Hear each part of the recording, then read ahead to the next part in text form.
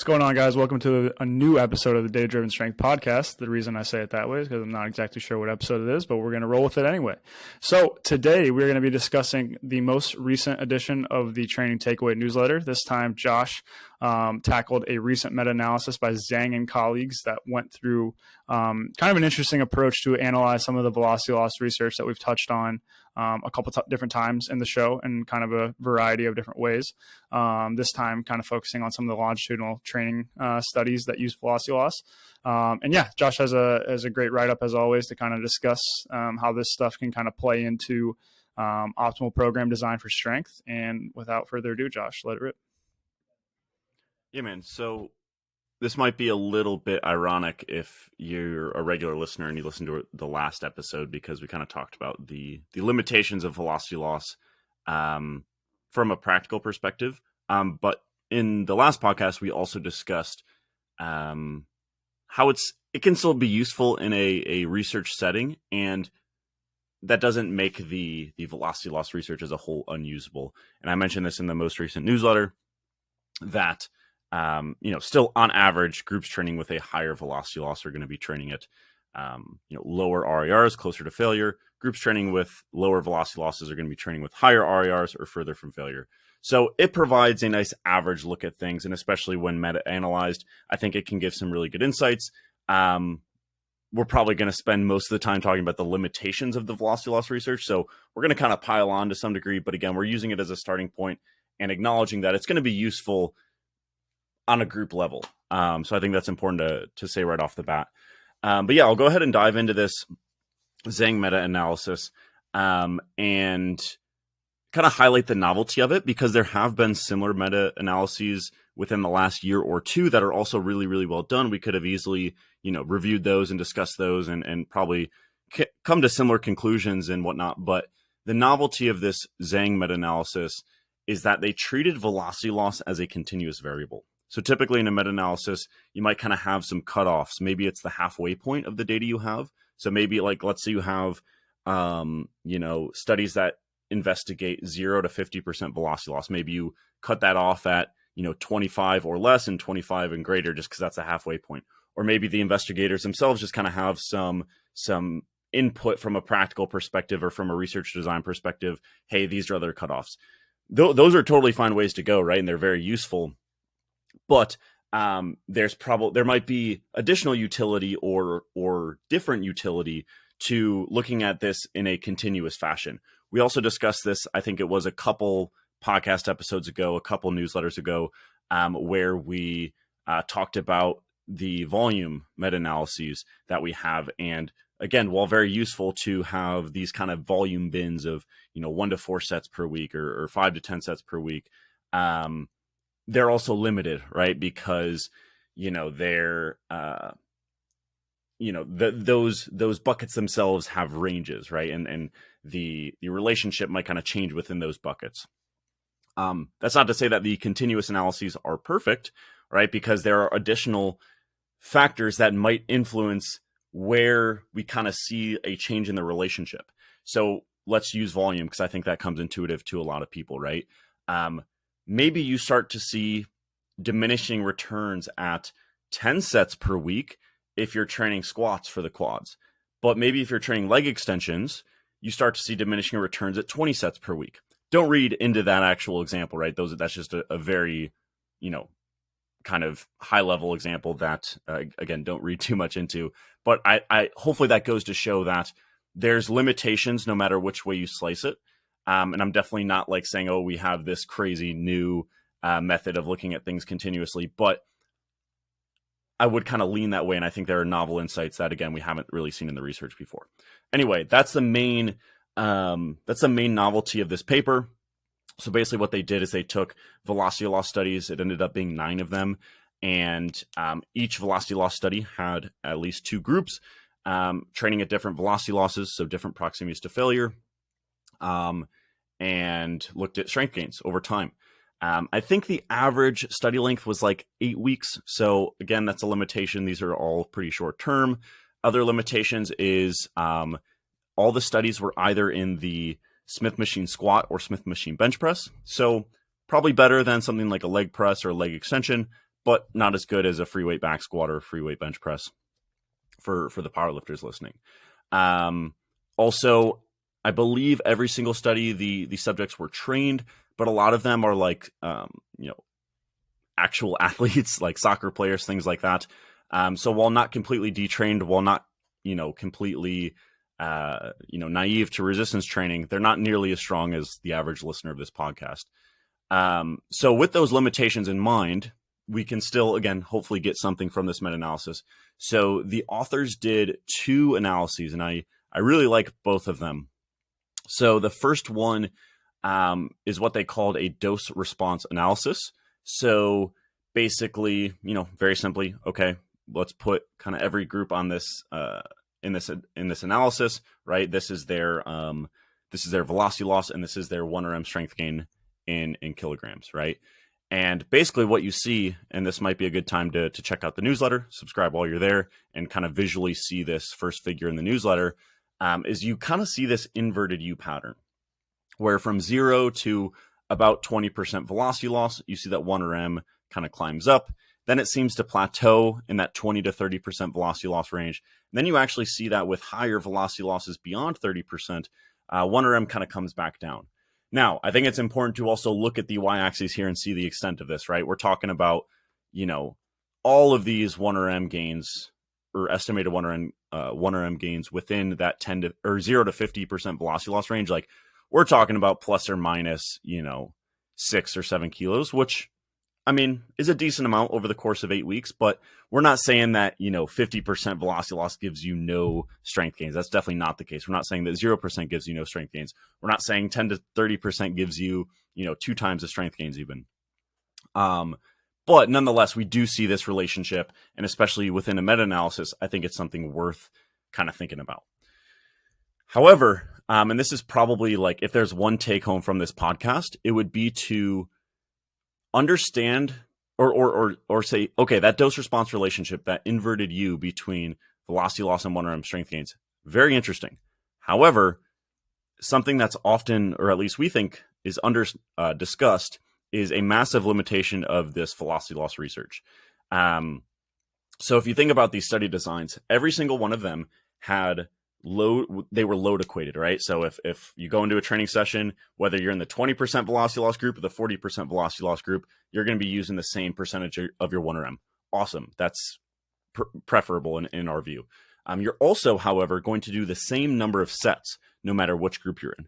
So if Zach is in the 20% velocity loss group and I'm in the 40% velocity loss group, I'm going to train with way more volume than Zach because I'm terminating my sets closer to failure.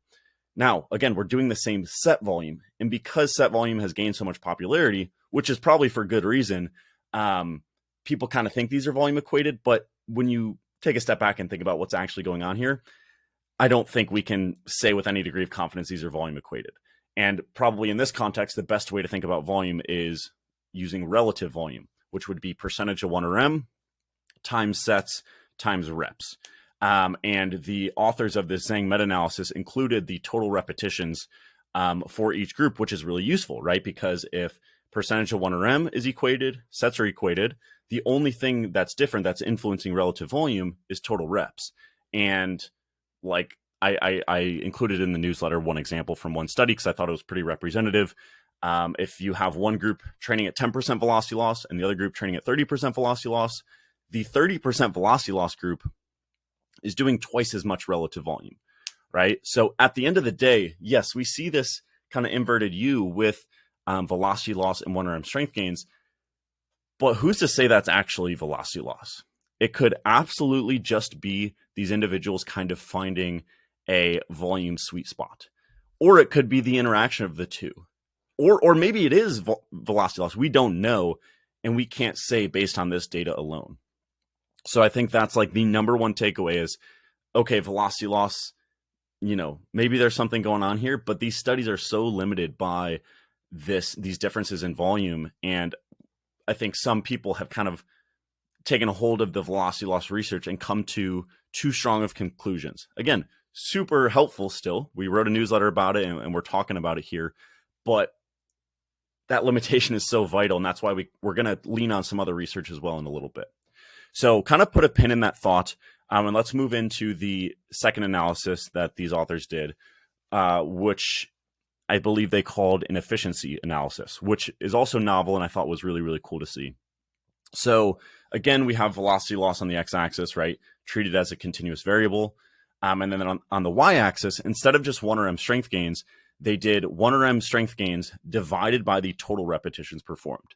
So again, hey, we see that 0% velocity loss or 10% velocity loss is less productive, if you will, or leads to less strength gains than, say, 25% velocity loss based on that other analysis. But the authors are like, wait, the people with those really low velocity losses are doing, way less volume. Like, let's see what's going on a rep by rep basis. And essentially what you see is, from an efficiency standpoint, and again, you can check out the newsletter to visually see this, is you see that efficiency drop off really quickly from 0 to 20% velocity loss. And then it kind of starts to, I guess, plateau, if you will. And I think that's a really novel thing to see. And it's just good to see that visually, that, again, we can't just take that inverted U relationship, which I think other meta-analyses have kind of landed on, maybe with different methods, but nonetheless have landed on that concept. But then these authors are kind of shedding some light on the efficiency factor here, because that relative volume is not equated. Now, you also can't over extrapolate this second efficiency analysis, because this is also limited by volume, right? Because yes, it makes sense that on a kind of controlled for reps, or equated for reps, if you will, that the low velocity losses are going to have the most bang for their buck, because they're also doing low volume. That makes intuitive sense that, yeah, if I go, and do a training program and I, do 1 set per session compared to 3 sets per session, the 1 set per session, that first set, I'm going to get more bang for my buck than sets 2 and 3. Sets 2 and 3 might still be productive. They still might add to my strength gains, but they're probably not going to be as productive as sets 2 and 3. So we can't say for sure, again, whether truly those first reps in the set, i.e. low velocity loss, are truly where the magic happens, or if it's just the fact that they're getting a really good return on investment because they're training with low volume, and thus efficiency is kind of artificially inflated in a way. So that is the main takeaway, is just hopefully understanding the velocity loss research with that extra layer of context. And keeping in mind that we can, to some degree, a really good take home is we can't say much about what's going on here. Is it actual velocity loss / proximity to failure? Or is it volume? Is it some sort of interaction, etc.? So to that end, we want to make this helpful. We want to make this practical. And we're going to use some clues from these analyses and from these relationships, and kind of layer on some additional research here in a second, and talk about, again, hopefully making this as practical as possible for you all. But I'll pause there. Zach, see if you have any thoughts here, because I know this is an area you're very well read on. So we'll see what you think. Yeah, no, it's the efficiency analysis in particular, I thought was a very, very interesting part of this, like you said, to kind of expose the limitation of velocity loss, but it's also just kind of a feature of the method too. I don't always want to point out necessarily that's quote unquote a bad thing. If you view it from like the autoregulatory perspective, like we talked about on last episode, one could also view that as kind of a feature, in the sense that you're kind of killing 2 birds with 1 stone, in the sense that you're autoregulating proximity to failure and volume, based on your recovery. In this kind of conversation, we're kind of trying to use the meta-analysis to nail down some landmarks of like the primary variables that would kind of drive strength gains. So in that aspect, it's more of a limitation, but I just want to throw that out there as well. But yeah, no, I honestly, I just thought the efficiency analysis was really cool and really needed. And so, yeah, I think we can kind of roll into the next part, but it's a cool paper. Cool. Yeah, highly recommend checking out the paper if you're interested. It's open access. It's nice and concise as well. Okay, so let's again try to pivot a little bit and see what other areas of research we can layer on here to triangulate things and come to some sort of conclusions, or opinions maybe are better stated here. So again, just to take a step back, moderate velocity loss thresholds generally led to the greatest 1RM strength gains. Lower velocity loss thresholds are the most efficient, but both of those take homes are kind of confounded by the interplay of volume, because higher velocity losses also going to be higher volume, lower velocity losses also going to be lower volume. So there's two areas I think are worth at least touching on here, and this is not conclusive or exhaustive, but I think it's hopefully representative. So there's a couple studies that do account for this limitation in the velocity loss area. So there's one where the strength test was in the leg press by Anderson and colleagues. That one's from 2021. And then there's a really recent one from, I believe it's pronounced Meerholt and colleagues. And those are both linked in the newsletter. And the way that these studies account for the limitation of relative volume not being controlled is that they have the lower velocity loss groups do more sets to equate that relative volume, which is really awesome to see, but we are limited because we only have 2 studies. And again, one of them, the strength test, was in the single leg press. So obviously still useful, but it would be nice to have a meta-analysis on that, which maybe we'll have in whatever, a handful of years.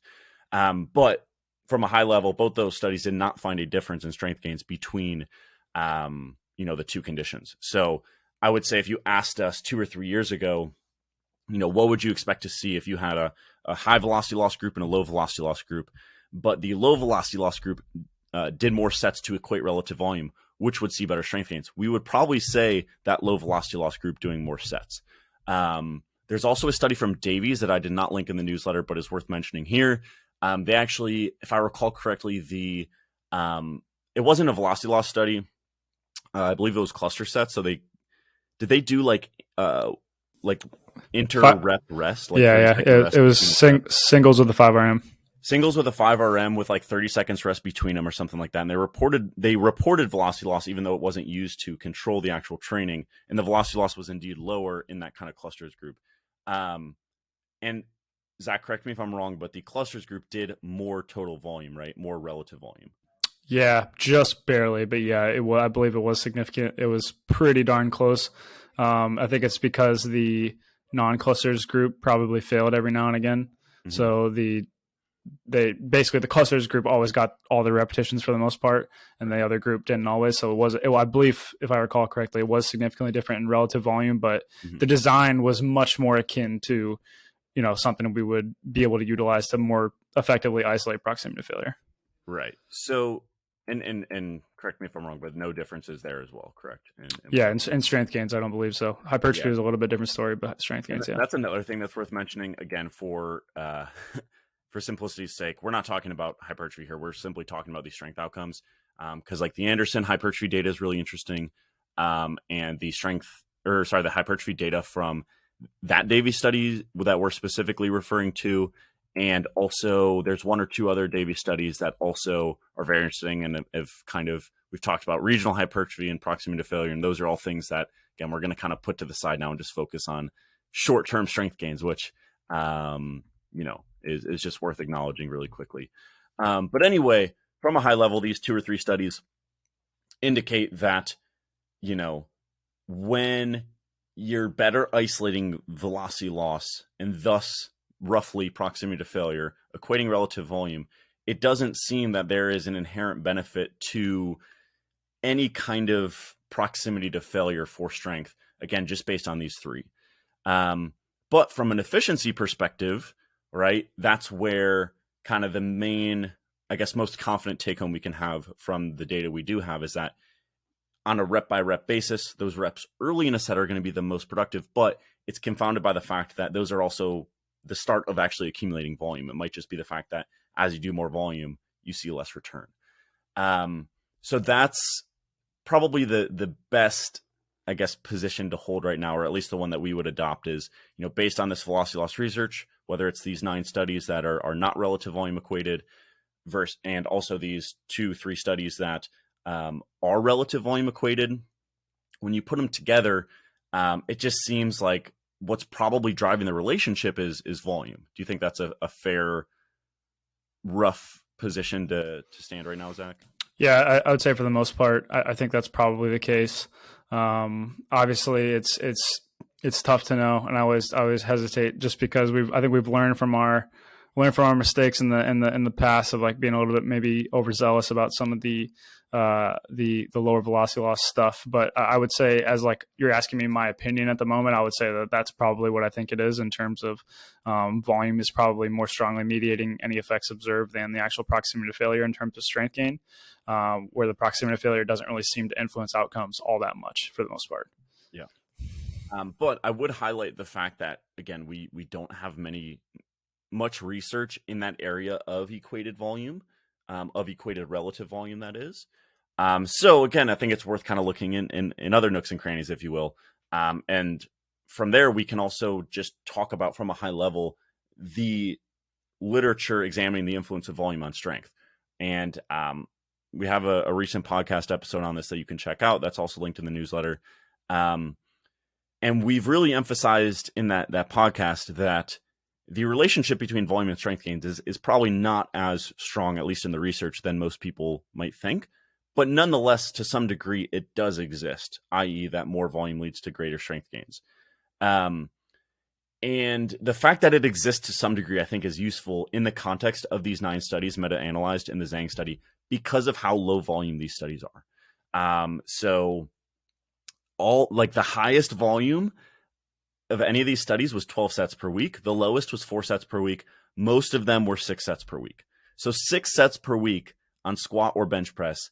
And we find that, there isn't really that additional benefit of, higher volumes with those higher velocity losses.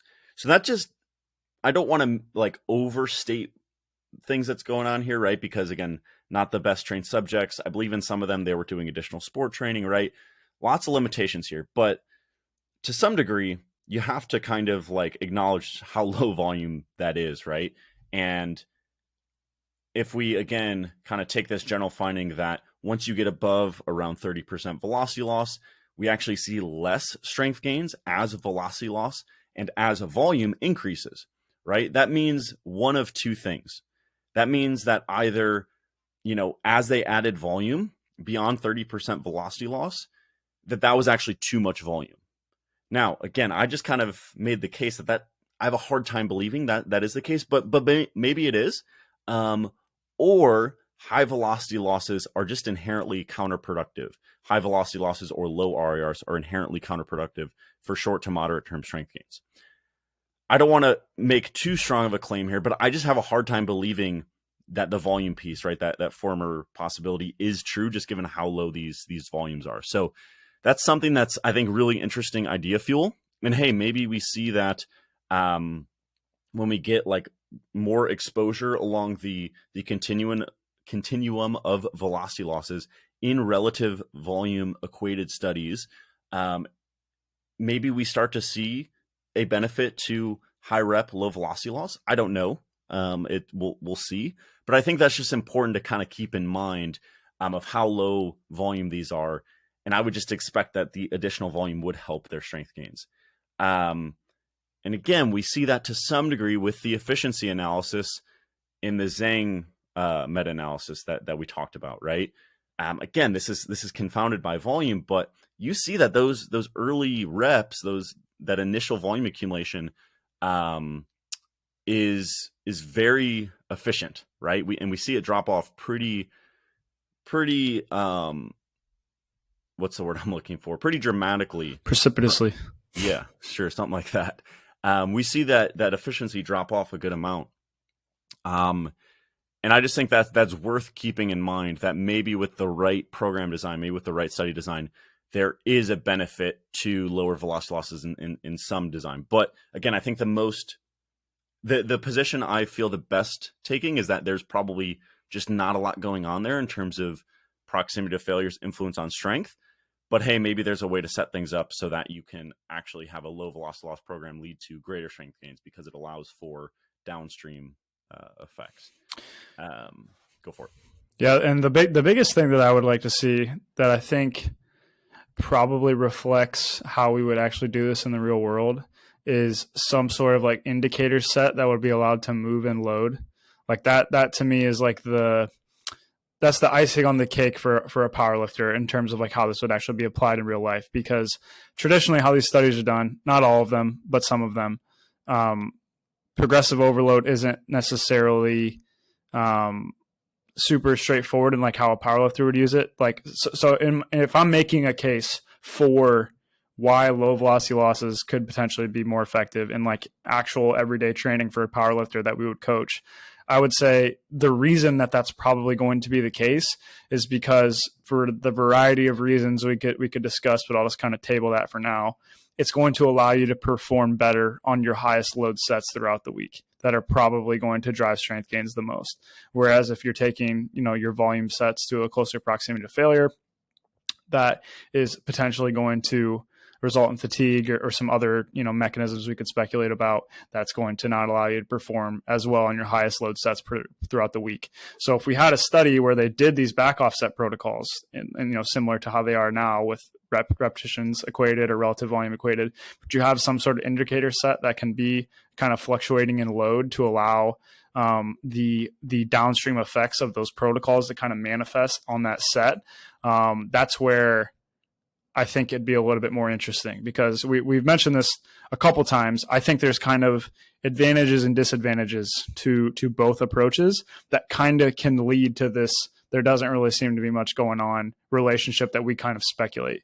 The fatigue aspects, some other stuff about the low velocity loss thresholds we could kind of say are kind of benefits in their side of the aisle. Whereas the high velocity loss thresholds, for example, like one thing we've discussed that we kind of, changed our minds on as we kind of went along is like in the absence of like those high load top sets that we would pretty much have for any client, that's going to be your best exposure to kind of, what happens when you're really close to failure or you're lifting a really high load, your mechanics change. That's really kind of a different exercise.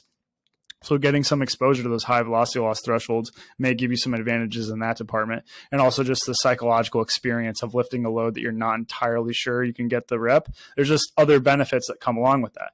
Now, if we can kind of neutralize those by having both groups kind of experience a true high load exposure relatively regularly, I wonder how that may kind of influence things downstream. That's kind of the final piece to this that I'd like to see, to kind of see how things play out. That's one thing I'd hopefully like to see over the next couple of years. Yeah. I will say, like, right now, when I think about, I think a really good test of like what I actually think deep down is what I actually end up, putting down for program design, because, that's what I believe is going to elicit the best outcomes. And at the moment, like, I don't go out of my way to program especially high RAR or especially low velocity loss. Instead, I just think about the load and the fatigue and what's going to be sustainable and what's going to allow them to perform well in that primary day top set, right? And often that will lead to low velocity loss, especially if prioritizing load, right? Because if you're training with 80 to 85% for back offs, which is on the heavier side for back offs, right? You can only do so many reps before getting in that RP 8.5, 9, 10 range, where the fatigue might start to really kind of add up and limit the overall what you can accomplish overall in a week. So that would be like my thinking, right? To kind of like piggyback off of what Zach said and what I said earlier is, I wouldn't go out of my way to say like, yeah, I'm going to do especially low velocity loss strength work in this strength block, or I'm going to, try to keep RAR as low as possible. RAR as high as possible. Whereas again, my position on that would probably have been a little bit different before we had some of these like volume equated or relative volume equated studies. So hopefully that's helpful from a practical perspective. One thing I do want to point out is I think it is interesting, and this might kind of contradict what I was just saying. I do think it's really, really interesting how efficient the low velocity losses are. Like at the end of the day, the 0% velocity loss groups were literally training with 1 rep per set, right? The 0% velocity loss, that's what they do, is 1 rep per set. And they're training at like 75 to 80% on average. And they're doing a lot of these studies were doing 6 sets per week. So they were literally doing 6 reps per week at like 75 to 80%. And that led to strength gains in the same ballpark as like 50% velocity loss, right? Like, that's crazy. I just think that's worth mentioning. And again, that's why I'm still leaving the door open to some low velocity loss training designs or higher RAR training designs configured in some way leading to better outcomes, just because of how crazy efficient that is. I don't know if you have any thoughts on that though. 100%. I totally forgot this existed, so we started talking, but I pulled up another meta-analysis by Jukic and colleagues, same author as last episode, who also included some meta-regressions for velocity loss thresholds and strength gains. Now, the difference between this one and the other one, there's kind of two. It's not necessarily a pro or con, it's just different approaches. So in Jukic, they only did a linear analysis when velocity loss was a continuous variable. And in their meta-analysis, they did see that like 0% velocity loss thresholds had higher strength gains than 50% velocity loss thresholds. So that would indicate kind of a negative slope as velocity loss increases.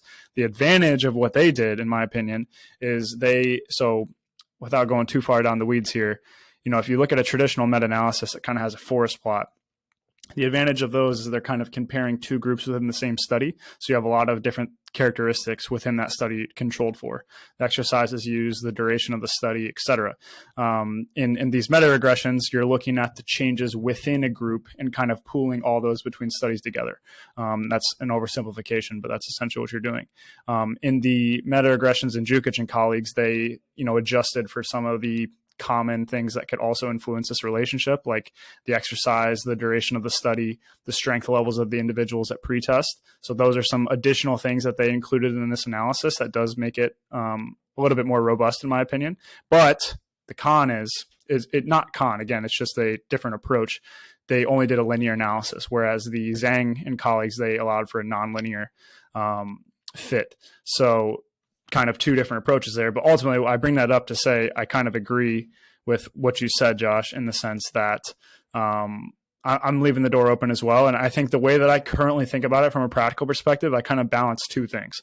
There's a theoretical advantage, in my opinion, still to low velocity losses from an overall fatigue perspective and kind of cost benefit analysis, in my opinion. However, when saying that, I'm not prescribing a specific RAR. What I am ultimately doing for each client, each exercise, each loading range, is I'm figuring out a threshold where that fatigue associated with the set far exceeds, what is to be expected from the stimulus on that set. So just for some context, when we first started talking about this stuff and kind of first digging into this research, I was bought in. I was all about it. And so as Josh eloquently pointed out, if you're training with 0% velocity loss, that means you're doing a single rep per set. So what did I do for my super cool squat training is if I had 30 repetitions for my volume work, I did every single one of those as a single for a long time. And while that did lead to some pretty good results, ultimately I got to the extent where, while even if that's a little bit more beneficial on paper for a single session, doing that every single session just got to be so painstaking and just annoying that I started to kind of creep out on that velocity loss spectrum to kind of find that point where the fatigue per set isn't so outrageous and kind of has the same effect, but now I have to do way less sets, way less on racks, way less, kind of emotional psych ups, things like that. So that's kind of the point that I've come to, is that I still, if you pin my arm down and ask me, I think there's probably still some sort of benefit to somewhat lower velocity loss training for strength if volume is equated. But I think that sweet spot kind of emerges from a practical perspective where for the individual, for the exercise, for their own individual rate of fatigue in a set, all those kind of things, there's kind of a point where you notice a nonlinear increase in fatigue. And I'd kind of go up to that point with each set. So you don't have to do, 12 sets every session to accumulate your repetitions or whatever. You can kind of bring that down to be more manageable in kind of a strength phase. That's kind of my kind of practical thoughts, kind of summarized there. Yeah. I think that's perfect. And just anecdotally, I've kind of noticed maybe like a 50-50 split in terms of who likes training this way and who hates it. Some people just can't stand that type of approach. Doing 8 sets of 3, which I don't think is unreasonable. Some people really enjoy it, but some people just don't like training that way. And again, given the uncertainty here, I think it's okay to lean into that preference unless there's obvious reasons, to prescribe that for an individual. But some people really, really, really like it.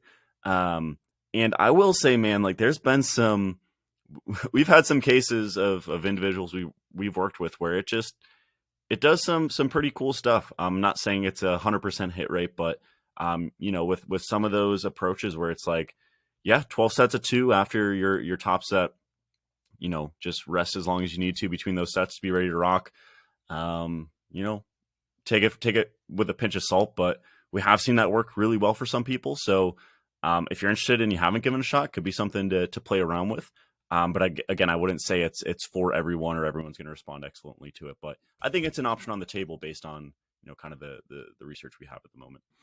Yeah, and I think the other place where I think our thoughts have maybe developed a little bit is like explaining, because like you said, I'd say for the majority of clients that we've kind of tried these approaches with, we've seen pretty good outcomes, and that's kind of playing a role in the way that we kind of view this research with our practical experience.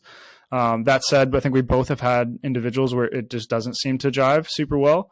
And I think, in my opinion, the area that my thinking has kind of evolved on this is like most things, I kind of have these principles of physiology that I think are kind of true, kind of as a base thing to kind of think about, that we kind of have to agree on to like operate from and take steps from in an individual case. And as we've kind of been talking about the strength limiter stuff more, I think that's where this starts to make more sense to me, in the sense that within every single exercise, there's going to be a muscle group that's going to be receiving the stimulus. And particularly when you're training farther from failure, I would say that that stimulus is a little bit more isolated. And if you're not taking more of a shotgun approach, which is kind of what training to failure is, or if training very close to failure is, you may not overlap with that strength limiter perfectly.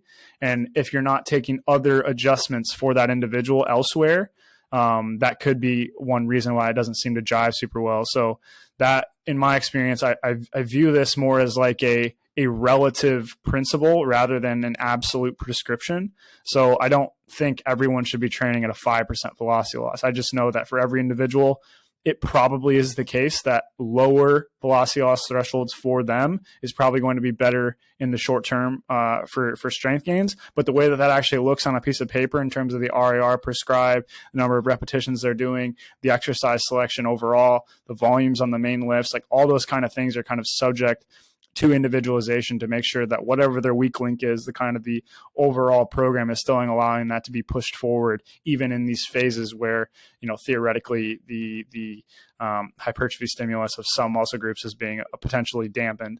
But that's kind of the way that I've thought about it recently, to kind of try to align some of the observations that I've had with individuals where this doesn't seem to work super well, but a lot of the time that it does. So I don't know what you think about that. Yeah, I agree. I think, an easy example here is, I found like taller folks do really well with it for some reason. Like even in a like kind of hypertrophy focus block, if we're just trying to get some practice on the main lift, like doing sets of like 6 to 8 with relatively high RAR, so that's still going to be pretty low velocity loss. If they're quad limited, seems to go really well because, the higher RER, they're going to get less beat up, which can be an issue with taller lifters.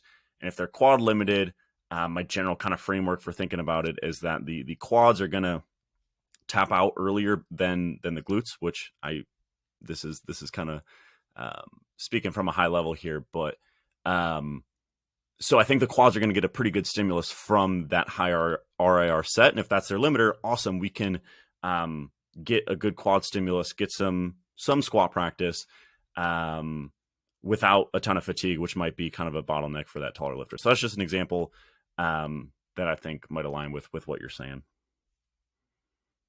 Yep. Cool. All right, we'll wrap it up there. All good or sweet? Cool. We'll see you guys in the next episode. If you haven't already, subscribe to the Training Takeaway newsletter. You'll get these sent straight to your inbox, and hopefully you guys have been enjoying them.